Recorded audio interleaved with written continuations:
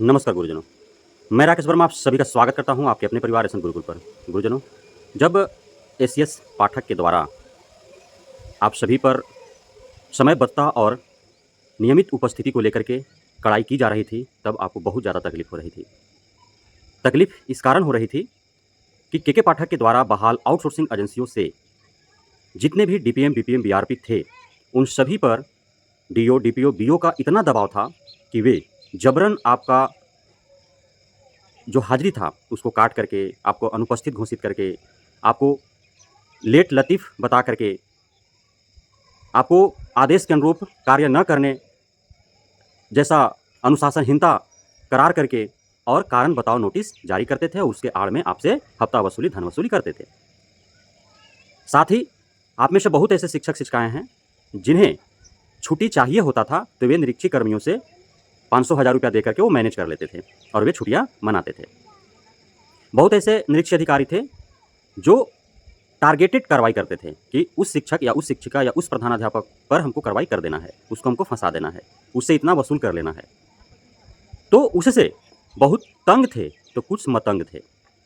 लेकिन अब वर्तमान में जो शिक्षा विभाग के एसीएस डॉक्टर एस सिद्धार्थ हैं, एक कड़ाई नहीं है, ये दवाई हैं। जो शिक्षा जगत में, शिक्षा विभाग में जो कृतियाँ हैं, जो अनियमितताएँ हैं, जो गड़बड़ियाँ हैं, उसे दूर करने हेतु हर संभव ये प्रयास कर रहे हैं। ऐसा नहीं है कि इनके दिशा निर्देशों से आप बहुत ज़्यादा तंग हो रहे हैं, आप शोषित या प्रताड़ित हो रहे हैं। समस्या यह है कि शिक्षक समय से नहीं आते हैं। समस्या यह है कि शिक्षक प्रधानाध्यापकों को बिना बताए ही अनुपस्थित हो जाते हैं। समस्या यह है कि शिक्षक बिना बताए विद्यालय से कभी भी गायब हो जाते हैं। समस्या यह है कि प्रधानाध्यापकों के ऊपर शिक्षक-शिक्षिकाएँ दबाव बना करके और जबरन वे छुट्टी ले लेते हैं और छुट्टियाँ मनाते रहते हैं।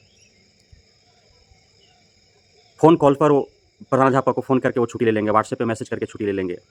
विद्यालय 1:30 बजे आएँगे, हाज़िरी 9 बजे का बनाएँगे और वे विद्यालय आउट का यदि शेड्यूल उपस्थिति पंजी में देना होगा, तो वे टाइमिंग जो है फुलफ़िल करेंगे कि 5 बजे हम विद्यालय से निकले हैं, निकल जाएँगे 1:30 बजे। तो इस प्रकार से जो है, जो चलते रहा, तो उस पर नकेल कसने के लिए, उस पर लगाम कसने के लिए अब ई-शिक्षा कोष पोर्टल के ज़रिए आप सभी शिक्षक-शिक्षिकाओं, प्रधानाध्यापकों को अपना उपस्थिति दर्ज करना है। और ऐसा नहीं है कि इसमें आप सभी को सहूलियत नहीं दी गई है, सहूलियत है। विद्यालय के 500 मीटर अर्थात आधा किलोमीटर के रेंज तक यह कार्य करेगा। 501 मीटर भी होगा तो आउट ऑफ रेंज बता देगा, कार्य नहीं करेगा। 500 मीटर के रेंज में आप होंगे विद्यालय के इर्द-गिर्द, तो ये कार्य करेंगे। ऐसा कई कारणों से किया गया है। हो सकता है आप कहीं ट्रैफ़िक में फँस गए हों या किसी कारणवश थोड़ा लेट हो गया हो, तो आप 5 मिनट, 7 मिनट लेट भी हैं और 500 मीटर के रेंज में आप प्रवेश कर गए हैं, तो आप जो है अपना उपस्थिति दर्ज कर लेंगे। साथ ही यदि विद्यालय के में कैंपस में या इर्द-गिर्द यदि नेटवर्क कार्य नहीं कर रहा है, तो आप विद्यालय के 500 मीटर के रेंज में जहाँ पे नेटवर्क कार्य करता है, वहाँ से आप जो है उपस्थिति अपना दर्ज कर सकते हैं। तो आपको प्ले स्टोर से ई-शिक्षा कोष ऐप जो है डाउनलोड करना है और आपको अपना टीचर्स आईडी से लॉगिन कर लेना है। उसके बाद यदि आप विद्यालय में अध्ययन कराने हेतु आप उपस्थित हैं, तो स्कूल इन, स्कूल आउट के ज़रिए आप जो है अपना उपस्थिति दर्ज करेंगे। जब आएँगे स्कूल इन, जब जाएँगे स्कूल आउट। जैसे ही स्कूल इन या स्कूल आउट पर आप क्लिक करते हैं, तो आपका जहाँ पे हैं वहाँ का लैटिट्यूड, लॉन्गिट्यूड जो मार्का है वह पूरा आपको निकल कर के आ जाएगा, आपका फ़ोटो खींचा जाएगा, समय और तिथि भी उसमें आ जाएगा। तो आपको चेक कर लेना है कि समय और तिथि जो बता रहा है वो एक्चुअल बता रहा है अथवा नहीं, क्योंकि ऐप है, ऐप में गड़बड़ी हो सकते हैं। और यदि ऐप में किसी प्रकार गड़बड़ी है, तो उसके लिए टेक्निकल टीम है शिक्षा विभाग में, वहाँ आप संपर्क कर सकते हैं फ़ोन कॉल के माध्यम से। 5 अलग-अलग व्हाट्सएप नंबर भी और फ़ोन कॉल्स नंबर भी जो है शिक्षा विभाग के द्वारा उपलब्ध कराए गए हैं। किसी भी समस्या को लेकर के आप उस पर संपर्क कर सकते हैं और वहाँ से आप निदान पा सकते हैं। जो स्कूल से बाहर किसी अन्य शिक्षकेतर कार्य में यदि संलग्न है, चाहे वह चुनावी कार्य में हो, चाहे मतगणना में हो, जनगणना में हो, चाहे एग्ज़ाम ड्यूटी में है, चाहे कॉपी चेक ड्यूटी में हो, चाहे अन्य किसी प्रकार के ट्रेनिंग में हो, तो उस हेतु आपको हाज़िरी बनाने के लिए आप अपने ऐप पर जब लॉगिन करेंगे, तो वहाँ मार्क इन, मार्क्स आउट करना है। आप जब प्रवेश करेंगे तो मार्क इन, जब आप निकलेंगे तो मार्क आउट। वहाँ भी सेम कंडीशन आपको आएगा, लॉन्गिट्यूड, लैटिट्यूड मार्क्स आएँगे और उसके बाद आपका तिथि आएगा, समय आएगा, वो आपको वहाँ पे दर्ज हो जाएँगे। तो ये आपको देख लेना है। अब सवाल यह उत्पन्न होता है कि बहुत ऐसे, बहुत नहीं मतलब पूरे बिहार में 6 लाख यदि शिक्षक-शिक्षिकाएँ हैं, तो बीपीएससी वालों को तो लगभग टीचर्स आईडी उनका मिल गया है, जो नियुक्ति पत्र मिला है उस पर। लेकिन नियोजित शिक्षकों के साथ सबसे अधिक समस्या है, या जो पुराने शिक्षक हैं, कि टीचर्स आईडी उनके पास नहीं है। तो अब वो टीचर आईडी ले कहाँ से? क्योंकि 25 जून से ही उनको ई शिक्षा ऐप के माध्यम से अपना अटेंडेंस बनाने हैं। यदि 25 जून से वो अटेंडेंस नहीं बनाते हैं, तो विद्यालय में हैं भी तो वे अनुपस्थित करार दिए जाएँगे, उन पर विभागीय कार्रवाई होगा, उनको उस दिन का वेतन काट लिया जाएगा। तो अब इसके लिए तो सबसे पहला है कि जितने भी शिक्षक-शिक्षिकाएँ हैं, सबके पास स्मार्टफ़ोन होने चाहिए। सबको ये ऐप हैंडल करने के लिए उनके पास गुर होने चाहिए कि कैसे हमको ऐप को हैंडल करना है। तो उसके लिए वो विद्यालय के प्रधानाध्यापक से संपर्क करेंगे, ऐप को डाउनलोड कैसे करना है, ऐप को चलाना कैसे है। क्योंकि वे जब वीसी में जाते हैं, तो उन्हें वो चीज़ बताया जाता है या फिर उनका पदाधिकारी लेवल पर मीटिंग करके, बैठक करके उनको ट्रेनिंग दी जाती है।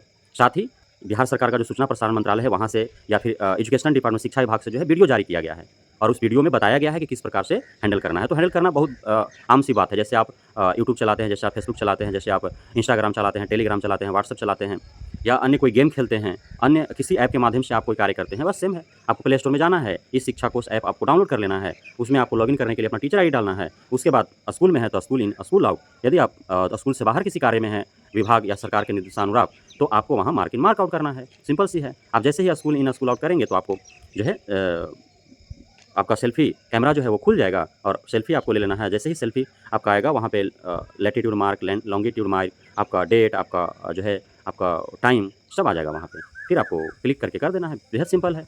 आप एक बार कर लेंगे, आराम से जीवन भर करते रहेंगे। तो यह है। तो टीचर आईडी आपको कहाँ से प्राप्त करना है? सबसे पहले आपको संपर्क करना है आपके विद्यालय के प्रधानाध्यापक से। यदि उनसे उपलब्ध हो जाता है तो ठीक है, नहीं तो आपको बीओ या डीओ के कार्यालय का चक्कर काटना पड़ेगा। और यदि आप इसमें लापरवाही करते हैं तो आप दूसरे को धोखा नहीं दे रहे हैं, आप खुद को धोखा दे रहे हैं।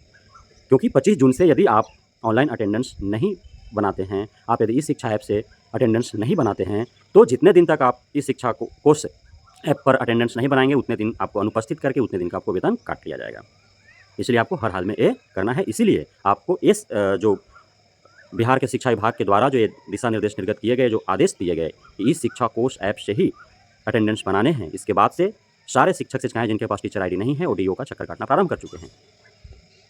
और अब जो है उन्हें जो लेट लतीफ़ करते थे, नियमित नहीं थे, कभी भी आकर के कभी का हाज़िरी बना लेते थे, 2 दिन बाद भी आकर के सब दिन का हाज़िरी बना लेते थे, आज का कल का परसों हाज़िरी बना लेते थे, तो ये सब अब नहीं चलने वाला है।